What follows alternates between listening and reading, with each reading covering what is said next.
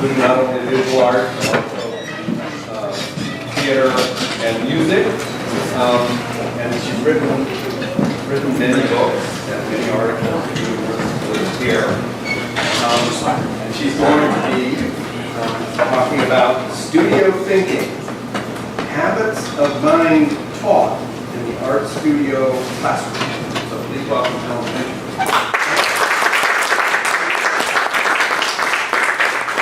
Thank you. I hope I can be half as entertaining as the last talk. That was terrific. And I'm going to do a pretty big topic change, because what I'm going to talk about is what we learned from the arts,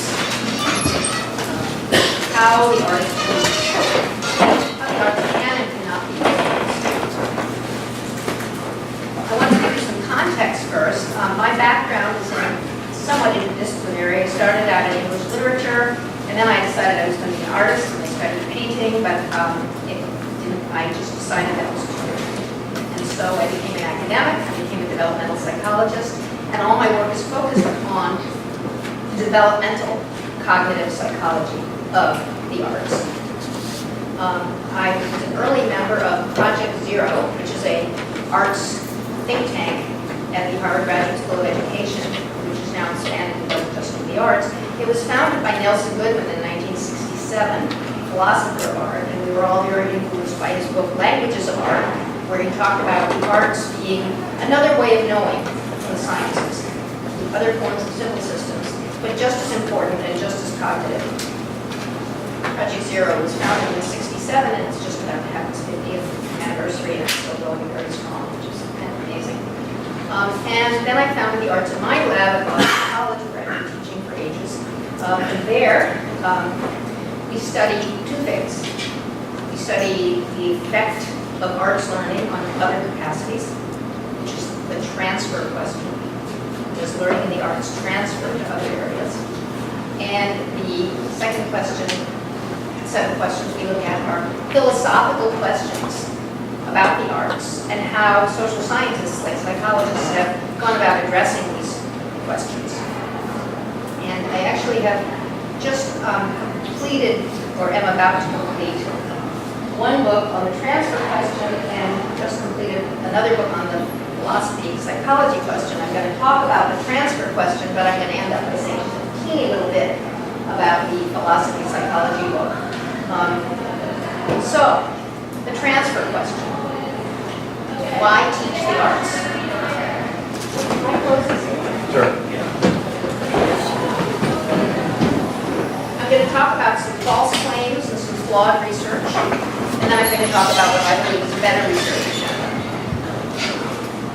So, a number of years ago, my colleague Lois Hetland at the Harvard Graduate School of Education and I embarked on a project in which we decided to take a cold, hard look at the claims that when you study the arts, when kids study the arts, we were looking at K through 12, their test scores go up. And what are test scores? They're math and verbal tests, standardized tests, multiple choice.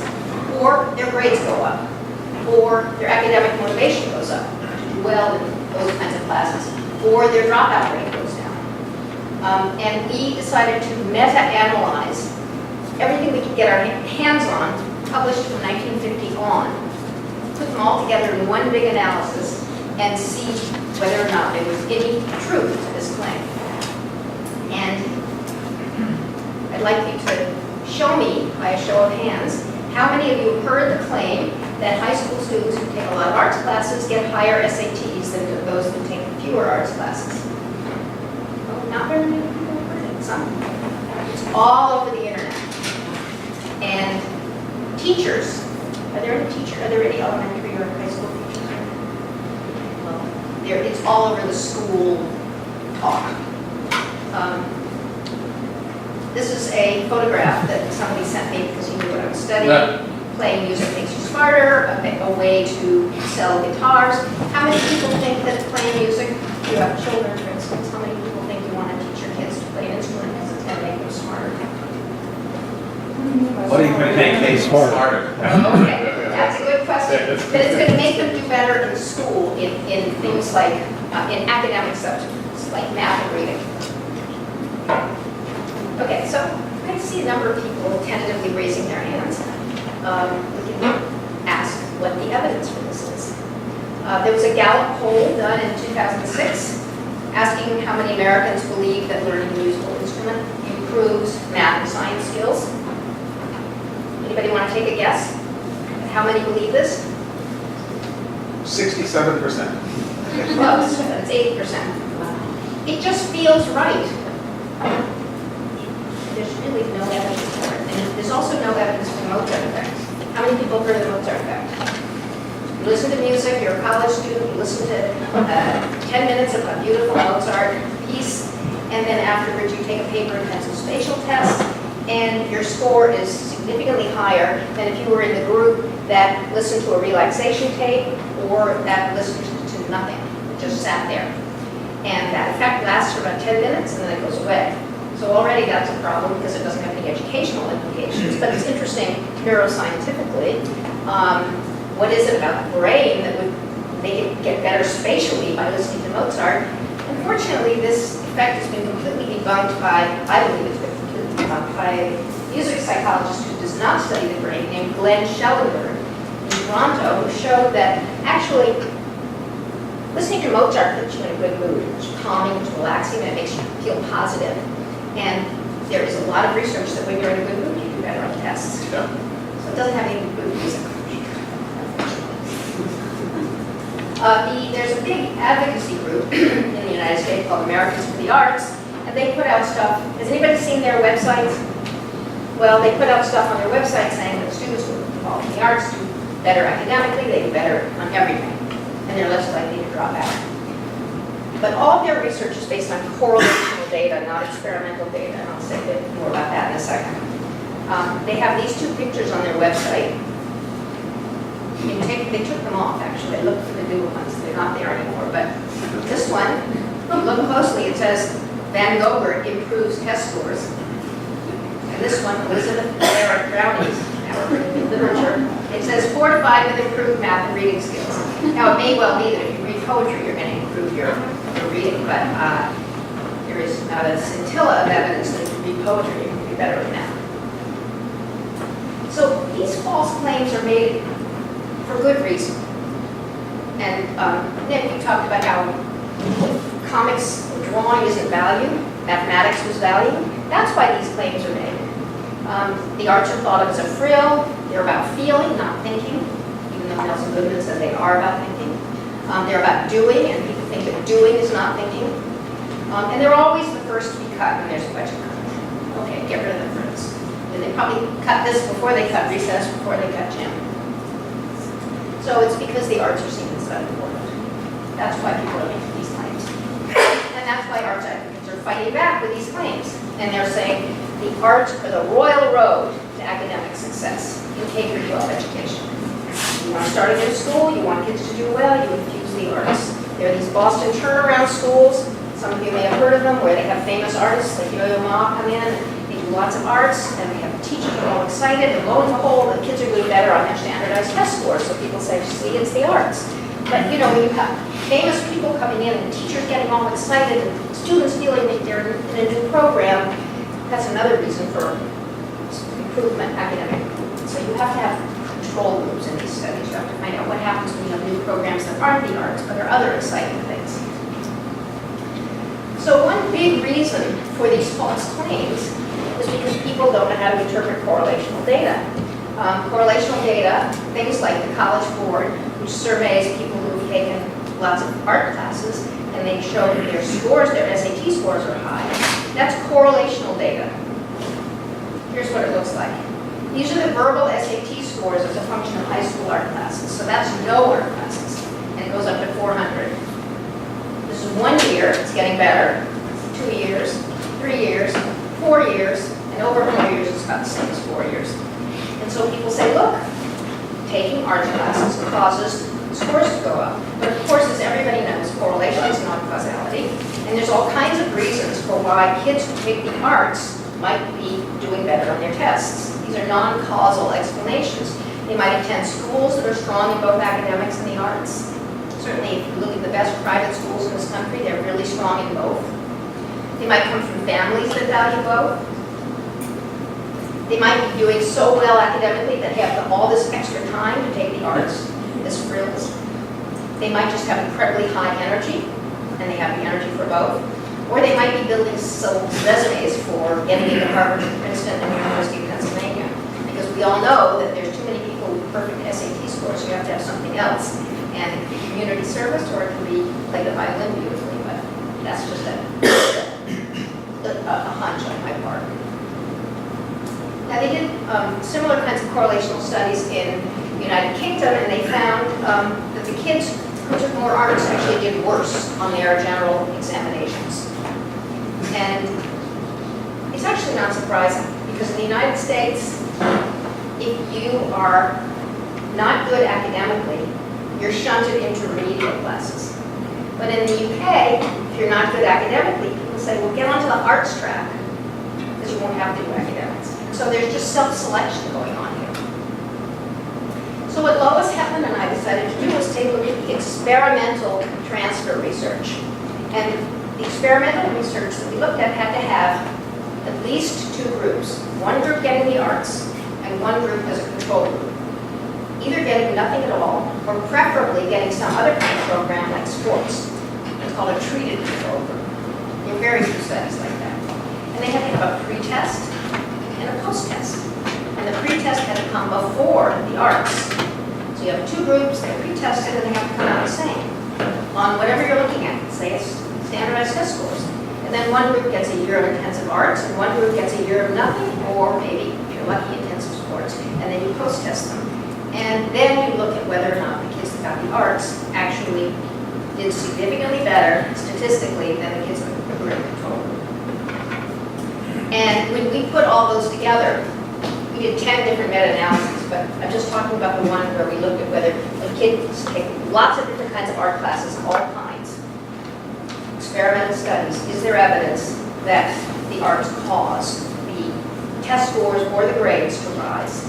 And we found no evidence. We got ourselves in huge hot water because people were extremely angry at us. I had an art historian from Princeton told that I met at a conference on something totally different, who said, you should never have done this research, and if you did do it, once you got those results, you should have buried it, not published it. And I got a phone call from the MacArthur Foundation, and this man said, I just wanted to talk to you about your work. And I said, yes. And he said, you are single-handedly ruining our quality arts education for the children in this country. So I went from being a little bit excited, though I didn't really think he was going to call me up and tell me I got one of those grants, to being terrified that I had done something criminal. But I said to him, look, we are trying to change the conversation so that the arts are not about test scores, they're about something that the arts do that is, there's no reason to think that the arts raise test scores, because the arts don't teach verbal and math skills. So Lois and I decided we better do something positive. We noticed that there were two flaws in the transfer research. First of all, none of the studies actually measured what kids were learning in the arts. So, if you have really bad arts education, or kids aren't paying attention, or they're not learning much, then obviously there's not going to be transfer. And also, we found no theory about why transfer should occur. What is it about teaching any art form that should lead to these kinds of outcomes? You have to have a plausible mechanism. Even if then you test it, it may be wrong, but you have to have some kind of theory. You don't just say, oh, arts test scores go up. And then you get it correlationally, and you can't even explain it because you don't really understand what possible mechanism there could be. So now I want to turn to a better research agenda. I think it's a better research agenda. And it resulted in our first book on what we call studio thinking, the real benefits of visual arts education. We came out with a second edition, and now we're working on one for elementary school teachers. And to our great surprise, this book just took off, and it's been the framework that we came up with, and I'm going to describe it to you in a minute, is being used by teachers all across the country, and actually now in China and Singapore and other countries. So it's just kind of blew our mind. We didn't expect the fury from our first study, and we didn't expect this to catch on so much. But both happened. So, what did we do? We decided to look for big habits, big broad habits of mind that the arts teach. They may be useful outside of the art studio, or they may not be. That's an empirical question. But we wanted to know what kind of thinking skills are the arts teaching. And so we did a bottom-up study. We went into classrooms at the high school level and spent a year videotaping and interviewing teachers, and then spent another year coding our videotapes to try to see from the teacher's language what was the teacher intending to teach, what kind of habits of mind was the teacher intending to inculcate. And then our next step will be, we partially started this, are these habits of mind actually learned? See, our first books are just on teaching, what is taught, but then you have to ask, is it learned? And then you have to ask, does it generalize? Does it spill over? Does it transfer beyond the art? So we studied 5 teachers intensively in 2 schools, and they were very unusual schools because we wanted to start at the top. So we went to Boston Arts Academy, which is a public, urban school, but it is for kids who want to major in an art form. And they have visual arts, music, theater, dance, and poetry writing. We studied the visual arts. We could have studied any art form, but we picked one to start with. And then we also went to the Longmeadow School, which is a private school, a private school. So it had a very much higher socioeconomic class. These are schools where students are choosing to major in an art form. They spend a minimum of 10 hours a week in instruction, and then they spend a lot of time working in their studios independently, and their teachers are practicing artists. So it's not like your typical high school. That's one criticism we've got. That's a special school. That's very different. But we wanted to start at the top to show teachers what was being done, and teachers feel that they can use this framework. So if you ask people, what do kids learn in art class? You're likely to, if you ask somebody on the street, they're likely to say, well, they learn how to draw, or they learn perspective, or they learn how to mix the colors. And that's all true, but those are techniques, that's craft, that's skill. But we wanted to know what else. What kind of thinking is engendered in the arts? And we videotaped these classes, interviewed the teachers, as I mentioned, and then we coded them. Each time a teacher said something, we asked, what habit of mind is that teacher trying to teach? And we came up with 4 potentially generalizable cognitive skills. So I'm going to show you a little video, I have a bunch of little video clips to show you, and you can tell me what you think is being taught. The videos are very simple and very short. Finder, look at all 4 sides. Don't just think of the top and then the bottom. You know, like we tend to look at the earth, we think of the sky and the ground. Look at the viewfinder and think of look at all 4 sides of the hole in the cardboard. Okay, let's just have one show, one hand for each video. What's being taught there? What's the teacher trying, what habit of mind hopefully is being learned? Observation, right? We call this observe. Students are constantly taught to look really closely. And observation is hard. And the reason it's hard is because we see what we expect to see. And those of you who are artists or art teachers know that people always start out drawing hands that are too small because we think of hands as little. We draw objects that are way in the distance too big because we know they're big. Like an elephant in the distance, we know it's big, so we make it bigger than it should be. It's hard to see how much it's reduced by perspective. So observational drawing forces you to break your stereotypes. And here's just another comment that a teacher made, a different teacher. Forget that you're looking at somebody's arm or table. Just think about the shapes, the colors, the lines, and the textures. Those kinds of comments we coded as teaching the observed habit of mind. And obviously, observation is important outside of the arts. The question, though, is, does learning to observe carefully in art make you a better observer in other domains? And that we don't know yet. It's easy to say it, but we don't know it.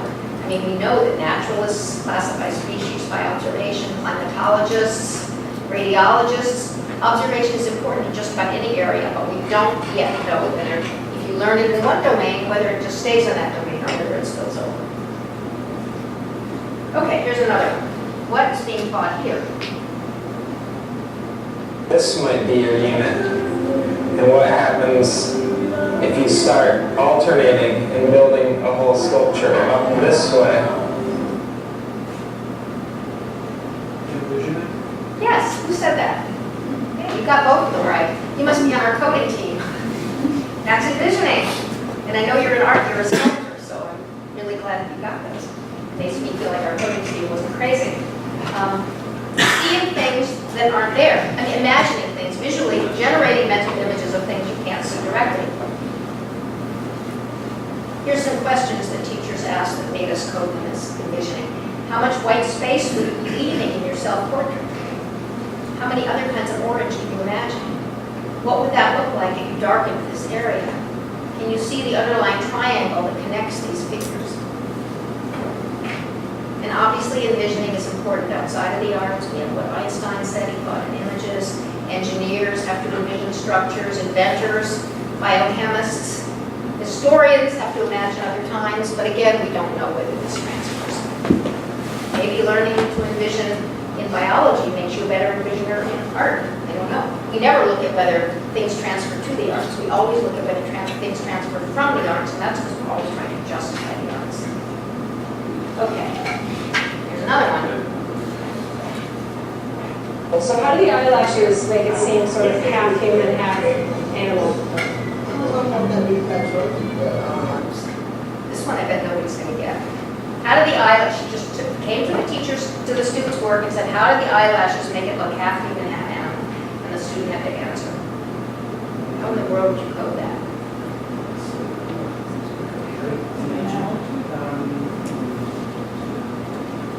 Okay. Oh, waiting for our sculptor team to get it. How do the eyelashes make it look half human, half animal? It's empathy. It's sort of putting yourself into a possible anatomic. Interpretation. Yeah. Well, here's how we coded it. I mean, I can understand what you mean by empathy. You have to try to think about putting yourself in that animal's place, but we just coded that as what we call a form of reflection, which we call question and explain. You have to put into words what you are doing. It's a kind of metacognition. Students were constantly being asked to talk about their process. Very simple, you know, how is this working? Teacher would say things like, what are you trying to do here? Why did you do it this way? Maybe that would have been a better example. I just didn't happen to have a good video of that on my laptop at the time. But it was a constant questioning of students as the teacher circled the room to put into words what their process was. And we call that a form of reflection. And this is another form of reflection. It needs to be just a touch bigger, and that'll inform more about other universities. She just comes around and says the ear needs to be a touch bigger. And what we coded that as the teacher is modeling evaluation. Evaluation is going on all the time in our classes, and evaluation is a very difficult skill because you have to decide what's working and what's not in the absence of any obvious rule. Elliot Eisner, who's a famous arts educator, said that evaluation is, in art, is judgment in the absence of rule. So as the students were working on their projects, the teachers would come around and model evaluation. At the end of every class, there'd be a critique session where the students evaluated their own work and evaluated others' work. And we call that another form of reflection. A very important kind of skill. Students were constantly asked, is this working? Is this what you intended? Can you make it better? So they always were pushed to evaluate themselves. And actually, we found it was surprising that there was a stronger emphasis on thinking and reflection than there was on feelings, even though people always say the arts are about feeling. It was about decisions and choices. And here's a quote from Degas on reflection. No art is less spontaneous than the mind. What I do is the result of reflection and the study of the great masters. And a work of art requires as much premeditation as the perfect crime. another one.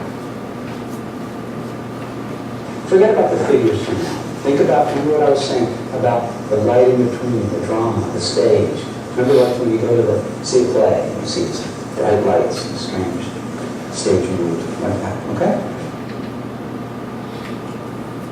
What's a primary gender in that case?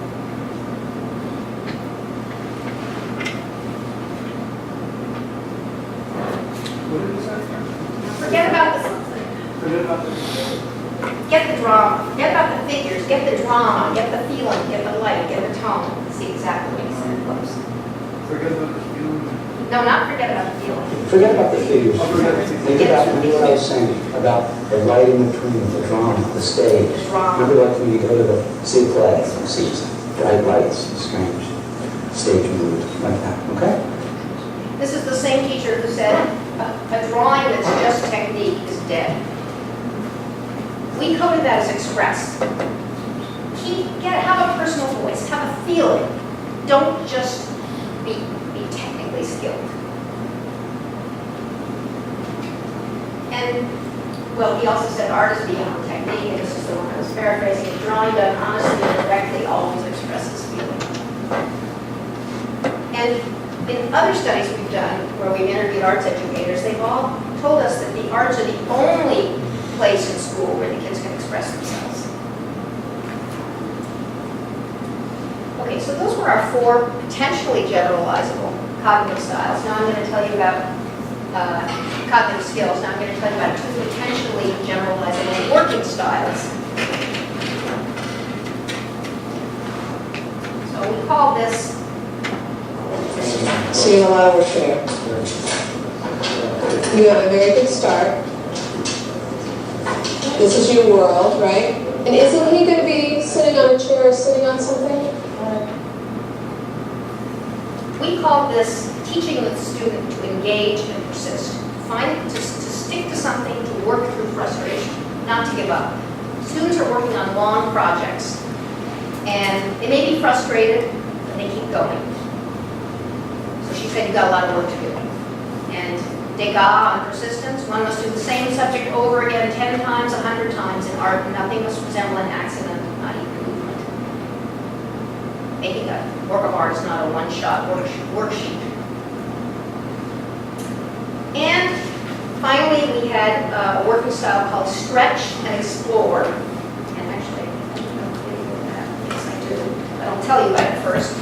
I walked into a ceramics class, and I heard the teacher say, today we're going to be working with clay, and I want you to just play around and see what happens, and maybe you'll learn a new technique. To me, that was stretch and explore. It was muck around, experiment, take risks, learn from mistakes. You would never hear a math teacher say, today we're going to play around, and maybe you'll figure out a new way to add numbers. You might, in a very progressive school, but not in a typical school, not in a typical one. And also maybe not in a typical art class. Here's an example of both evaluate and stretch and explore. It's a little bit longer than the others. Here it's pretty even all the way around. And then see greater contrast between the lights and the darks. That's what's going to make it look three-dimensional.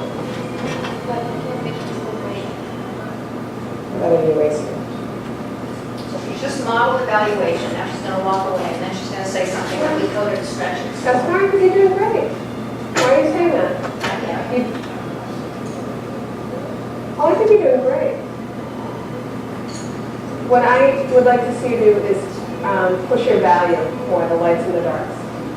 And don't be shy. I mean, I think your color choice is great. You don't want to mess up. Don't be afraid. Be brave. No, I'm serious. Have courage. It takes a lot of courage to take green and use it for value on your face. But I'm asking you to do it. That's what we call stretch and explore. Pushing the student to go beyond their usual. And obviously, if you stretch and explore, you're more likely to come up with something new. And you're more likely to get into flow if you're engaged and you're experimenting. Which means you're more likely to enjoy what you're doing. And obviously, there's a huge role for stretching and exploring outside of the arts, in any domain where you have to come up with something new, which is just about every domain, really, probably even plumbing. Then finally, 2 art-specific skills were learned. One is what we call understand our world, and that is instead of, with apologies to the art historians in the room, instead of teaching them an art history class, art history was sneaked in order to show students what they were doing was similar to what great artists did. So here.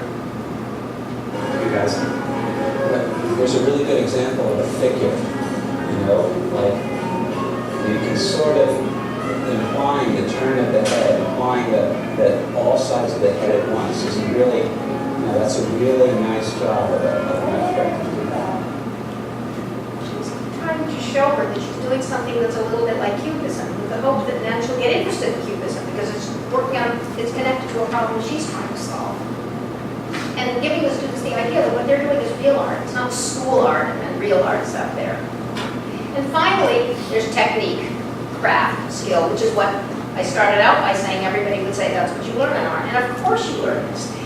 Here's just a tiny little clip of a ceramics class. So use the where it has one dot and put it down.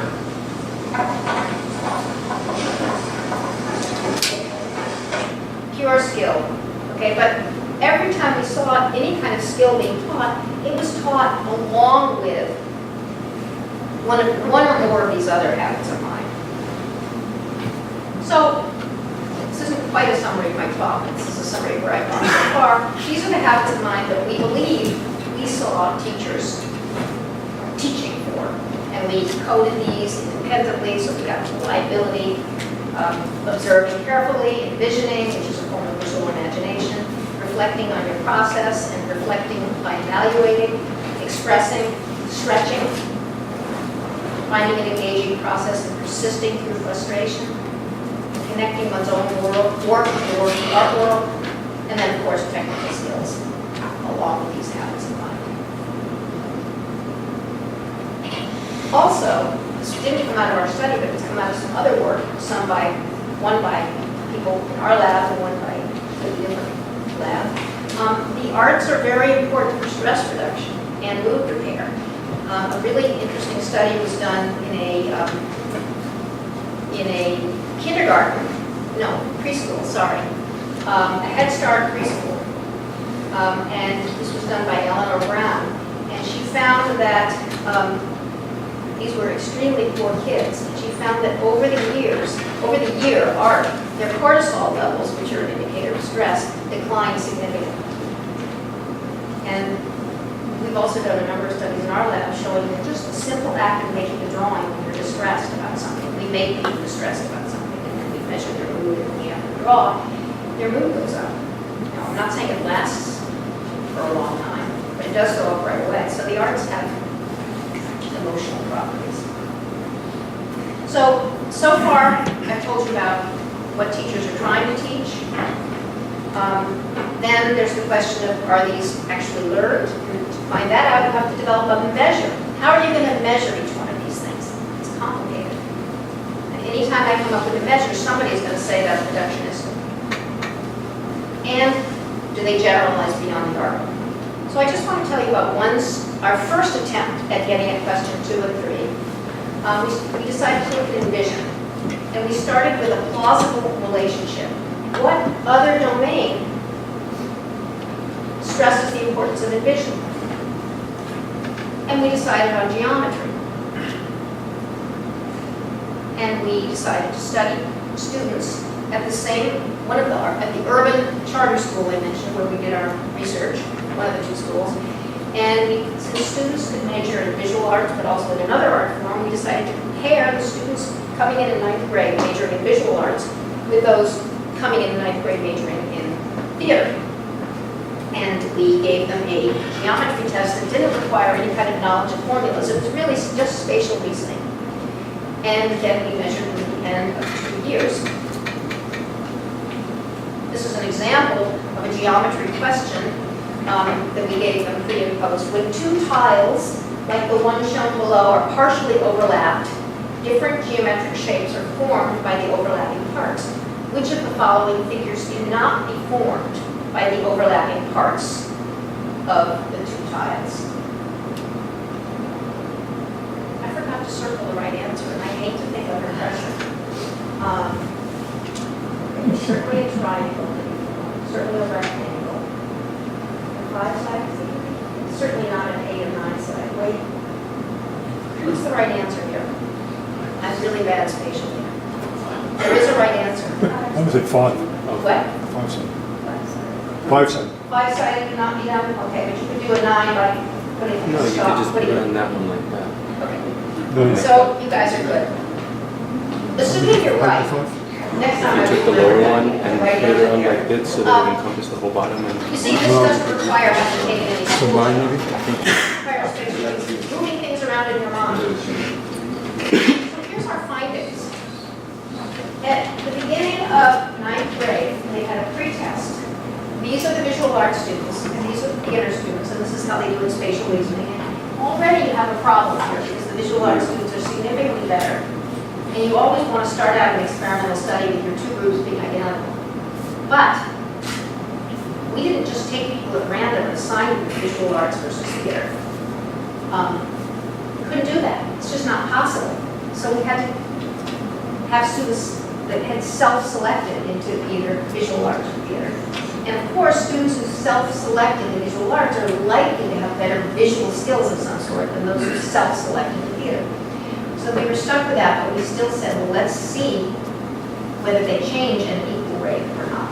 And what we found is that the visual arts students got much, much better, and the theater students did not.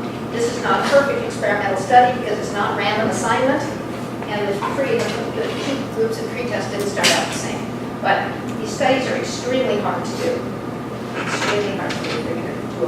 It's going to be very hard to take kids at random and randomly assign them to two different groups and study them for a whole year. So the theater arts students did not study visual art? They did not. Okay, they No. were kept out. They were kept out. Yes, they just studied theater and academics. Right. And what did you test them on? What? Exactly what did you test them on? Yeah. On these geometric spatial reasoning tests. So this is one little piece of evidence that maybe you do learn to get to be a better envisioner in the visual arts, and maybe it does spill over into geometry. Just, this is a very preliminary foray. But it took us 3 years to do this research because we had to design it, get a grant, spend 2 years studying it. These are hard studies to do, working in schools. Now I have a graduate student named Jill Hogan who wants to develop a measure of observe. Now I'm going to show you this measure, and maybe you'll roll your eyes at it, and maybe you can come up with a better one. There are these pictures you can get where they look totally alike, but actually there are many differences between them. Yeah, Yep. exactly. Need to And be trained. here are all the differences. And the question is, how can you see? How well can you look? I know this isn't really very artsy, but it is about looking carefully. The same student has also been trying to do the same study in music. And she went into high school orchestra and band classes and videotaped and interviewed them. And she wanted to find out if the same kind of habits of mind were being taught. And she found that they were not. She found that they were taught to engage and persist, to evaluate, to listen, which is kind of like observe, and to imagine what sounds would be like. That's like envision. But no stretch to explore and no reflection on process. Because she felt that the music classes were being taught in a very top-down way. Students were not actually asked, try out how this piece would sound if you played it this way. What if you played it this way? It was much more, we got to get this right for the school performance. So she was actually quite critical of the way these were being taught. And I have another former student, Talia Goldstein, who's at George Mason, who comes out of the theater world, and she's done some really interesting studies on kids studying drama and looking at how much this improves their ability to put themselves in other people's shoes and score higher on a self-report empathy test, which has its weaknesses. But she's now doing the same kind of study in theater classes to look at what kind of habits of mind the teachers are teaching. She thinks that they're teaching these things, but let's see. So, some concluding thoughts. I think that what I've said applies to for learning at the college and university level, and I know that's what I'm supposed to be thinking about here at this conference, I believe that the study of at least one form of art should be a core part of liberal arts education. I don't think it makes sense to have students study all of the arts. It's just not time for it, but if students could take one art form and go deeply into it as part of a college education, I think that would be terrific. And perhaps because of the habits of mind that are engendered by it. But even if these habits of mind are just taught in that art form and don't spill over, and the other point I want to make is that I believe, and this is true of college as well as high school or even elementary school, I think that other areas of the curriculum could learn a lot from what the art studio environment looks like and could change their practices accordingly. So here are just 3 examples. Project-based learning, where students are working in groups or individually on long projects over time with the teacher circling around, coaching and giving criticism.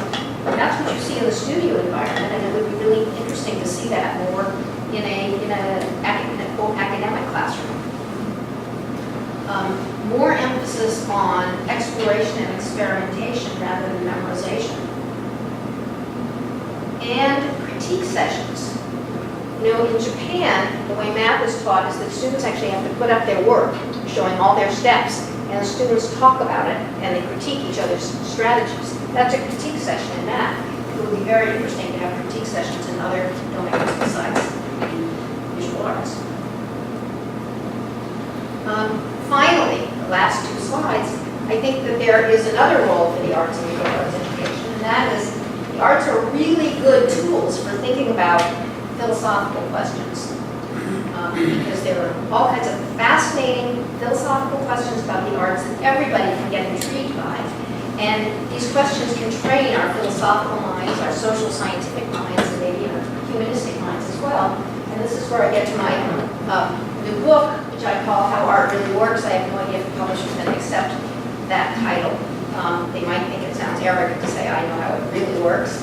And this is just a cover that I made up, and I'm sure they're going to trash it, but I kind of like it. And these are the topics that I'm talking about here. They're all philosophical questions, and then looking at how social scientists have done experiments on these questions.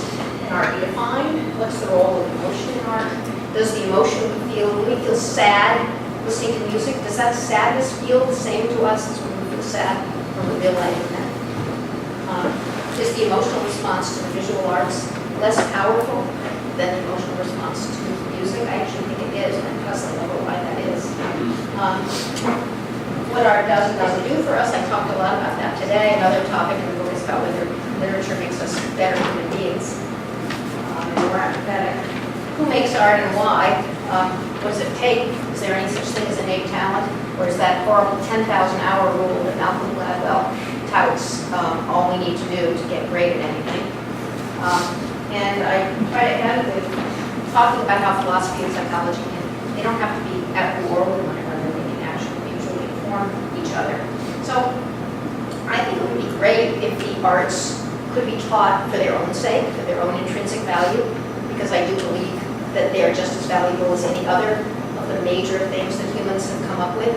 But if they can also be used to train these kinds of big, broad habits of mind, then I think that's an added benefit in liberal arts education, and that they can invigorate our thinking as well as our habits of mind. They can invigorate our philosophical thinking, our logical thinking, and I think those are my benefits. That's it.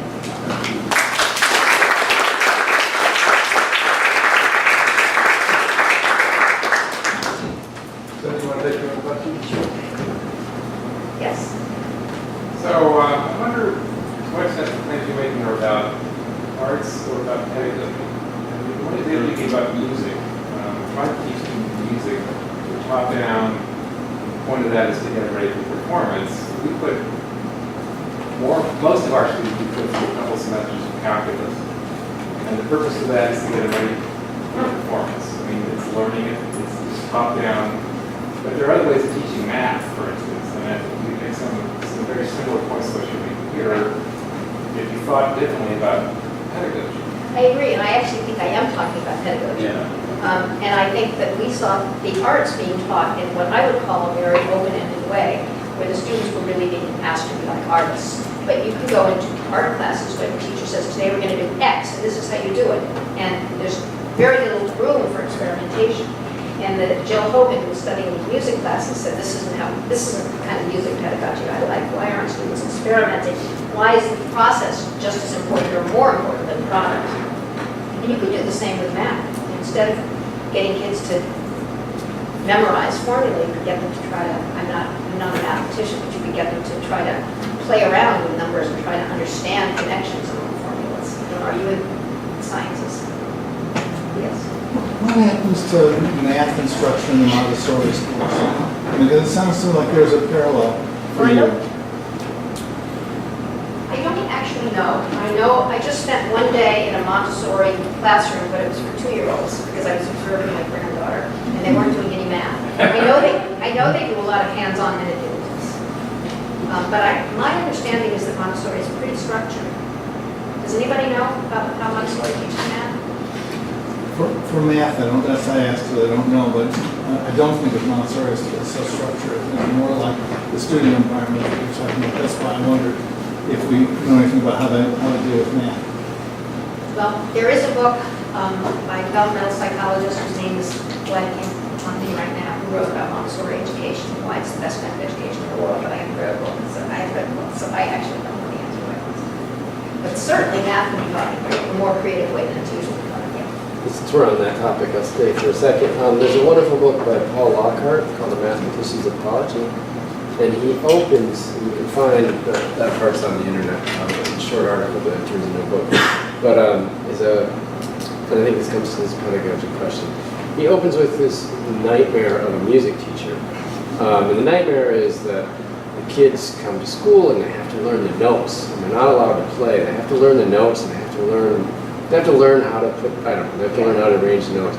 And when they're in undergrad, they have to learn the notes and how to compose the notes, and then maybe, if they get into master's, graduate program, they can learn to play. But not until they do that. And then does it again with painting, and then he says this is how math is being taught, is that you learn these things, but then you don't actually get to play. And I can say somebody who did study mathematics, play is really fun. It's sort of backward. But I think that's true. I mean, I can say as somebody who avoided art class as a student, that they felt very much like that music teacher's nightmare to me. So I stayed away from them because I wanted to learn through play. Right. So I mean, I just So they appreciate. learn the notes by rote, or they learn Yeah, they learn it. I mean, it's a nightmare. It's not a real story, so I don't know I don't remember the specifics. But it's worth a look. And it ties into this. You look at, we can go to schools that are very traditional, very rigid, very strict, and it's going to be, this is how you do it. There's not much. But and you can look at art. So I've spoken to art teachers where I couldn't believe I heard this, but she said this was like a student teacher working with a head teacher, and she said like this little girl had drawn an elephant, and it was, let's just say it was green, I don't know. Yeah. And she's like saying, oh, that's fantastic, or really. And the teacher pulled her aside and said, Not green. it's not, elephants aren't green, you can't encourage that. And I was like, and then did you punch her? Which apparently not. But it was really. I saw that when I was looking for kindergartners for my son. Yeah. And I saw a child drawing a tree stem purple, and the teacher said they were brown. Well, you're supposed to be teaching observation, right? So there's one thing isn't working in that sense. Well, she wasn't drawing from observation. So I hated the way my son's art class was taught in his elementary school. It was like, okay, kids, we're doing art today, draw. There was no structure at all. So I came in, I got them to let me teach art once a week, and I did observational drawing. And they said, kindergartners cannot do observational drawing. But it's not true, they can. And when they're doing observational drawing, they didn't draw purple stems. But this kid was just sitting there not doing observation. Well, there's that great passage, and you must know, from Zola's Lurfa, where where the artist is showing his girlfriend the tree trunk, and she says it's brown, and he says, no, it's not brown. Look at it. It's actually blue. Yeah. Remember that? Yeah. So it's really very subjective, and this is really problematic. Yes. Thank you. Sorry. This is like a sort of a dual question. Is that the same Paul Lockhart who taught at the CNN school? In Brooklyn? In Brooklyn? Yeah. Okay, that's awesome, because I went there. Oh my goodness. I did, and he is brilliant. And St. Anne's is a school that doesn't have grades. It's very non-traditional in that sense. And so I'm really interested in those sort of, alternate models, alternative models of education. And one thing that was really interesting was where you applied the visual arts to certain things like geometry, which I feel like by extension, perhaps, that kind of knowledge can be applied to certain disciplines. And I'm wondering if you maybe envision a future where, certain kinds of certain artistic disciplines are encouraged to go alongside other tracks. For example, the social sciences, I see design very, closely parallel in terms of visual modeling. I'm just wondering if you see a kind of a future that I way. think you're talking about integrating two disciplines that have parallels, that can be taught together. Right. Now, arts integration is a buzzword, and schools talk about we're an arts integrated school. What they usually mean by that is not something that I don't think is very good, which is they're teaching history, and the kids learn to sing a Civil War song. Or the kids learn to draw one picture about what they're studying. But if it's really, so it's very rarely done so that the art and the whatever other subject are really taught equally. I mean, you could do a wonderful thing with art, math, patterning, but I have never seen it done where the two things are equal. It's usually the arts are a little hand-aid to support what's really important. But I think it could be done, and it could really enhance. And the arts could be used as a hook, for kids who are not particularly academic in some subject matter.